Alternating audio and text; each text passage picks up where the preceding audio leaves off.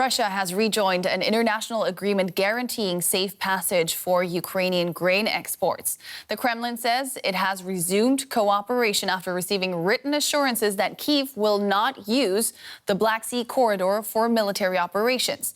Turkey announced the deal and says African countries short of food will get priority on grain shipments. It was the Turkish president who broke the news of Russia's U-turn, the update seemingly arriving in a note. Then there's a long moment of silence as he appears to digest the details. Before announcing the deal is back on. Now a piece of good news. Following our talks with Mr. Putin, Russia's defence minister called our defence minister and said grain shipments would continue in the same way as before, as of noon today. The announcement greeted by a fanfare of celebration, a sign perhaps of Turkey's role in the hard negotiations to get things moving again. Despite Moscow pulling out of the UN-brokered agreement over the weekend, ships have continued to arrive in the Black Sea from Ukraine. These carriers are full of grain. They'll now be able to deliver vital supplies to poorer countries. That's because Russia claims Kyiv has now guaranteed that it will not use the route for military operations. But President Putin has made clear this pact remains paper-thin.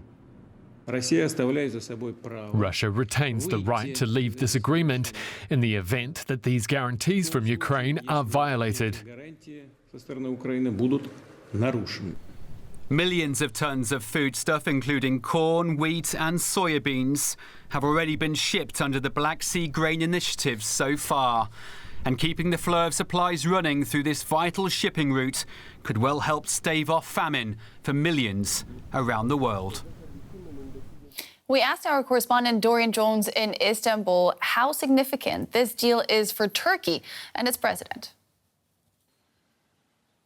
Absolutely. On an economic level, food prices, like in much of the world, are soaring in Turkey. In fact, nearly at triple-digit levels. Now, that is a massive problem for Erdogan, facing re-election next year. But also diplomatically, it is very important too. It has made Erdogan again a world player. He's prided himself in having good relations with not only Vladimir Putin, but also with the Ukrainian President Volodymyr Zelensky. That made him say in a basically unique role. And his role in apparently getting the Russians back on track again into this grain deal is a testament to that. And also that is giving Erdogan diplomatic cover. He's facing growing criticism over his stance of refusing to enforce Western sanctions against Moscow, with concerns that Turkey is becoming a backdoor to breaking those Western sanctions. But Erdogan's always insisted he can't enforce those sanctions and remain a balanced player. And success, apparently, in getting this grain deal back on track is a vindication of Erdogan's stance. And the grain deal is coming up for renewal in November the 19th.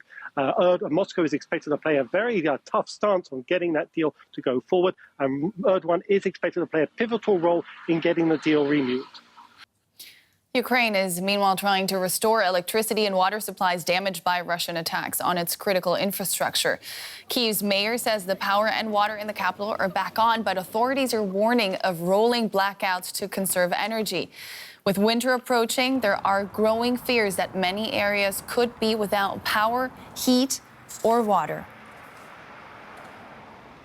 And I can now speak to Kira Rudik. She's the leader of Hulusi, which means voice or vote, an opposition party that entered Ukraine's parliament for the first time in 2019. Thank you so much for joining us today, Ms. Rudik. I want to start by asking you about Ukraine's critical infrastructure, because it has taken major hits in these past weeks. How do you plan to get people through the winter under these conditions? Hello, thank you so much for having me. Well, indeed, 40% of the critical infrastructure right now is destroyed or damaged, with little chance to be repaired very quickly, especially that we have encountered additional attacks on the objects that we were able to rebuild after the initial attacks 3 weeks ago. If beforehand we were very sure that we will be able to survive autumn and winter, and people were ready that it will be hard, right now we are all uncertain, and we are encouraging people to get ready to rely on themselves. Last week in Kiev was extremely hard. For a couple of days, many people experienced absolute electricity outage and water supply outage. And I can tell you there is a huge difference between sitting in the bomb shelter with the heat on, electricity and lights on, and we're sitting there with the children in the darkness without any heat and without the phones being charged. And it's just like a completely different feeling. And of course, it affects people. However, we have not heard people complaining, and everybody is getting ready that that these attacks may continue and that it will be another challenge for all of us to go through autumn and winter with this closer to humanitarian catastrophe. You're telling people to prepare to rely on themselves. What can Ukraine's allies in this situation do to help? What do you need most urgently?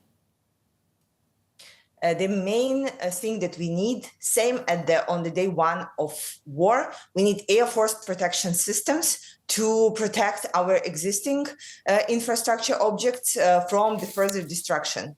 This is critical. This is the best investment that our allies can make, is to get us these systems in place, so then we will know, like, this is what we have.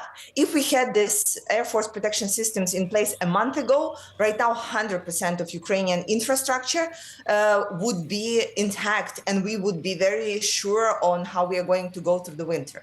Second point, of course, right now we need resources, we need money to rebuild the energy infrastructures quickly. This takes a lot of our non-existing resources and a lot of the support that we planned to spend on refugees, on rebuilding of the roads. Right now, then all of those resources are being spent on rebuilding of critical infrastructure. And this is why there we need more and more support. Of course, our allies will also share the burden of people who will be moving to the European countries as a third wave of refugees that we are expecting to happen within the next months. When the cold hits, it will be very hard for people who will be unable to support themselves, and they would probably go somewhere where they will hope to find warmth, where they will hope to find the sustainability for themselves, especially people who need medical assistance, because right now it is extremely dangerous because you cannot rely on hospitals because there will be no electricity there. Ukrainian opposition politician Kira Rudik, thank you for your time tonight. Thank you, and glory to Ukraine.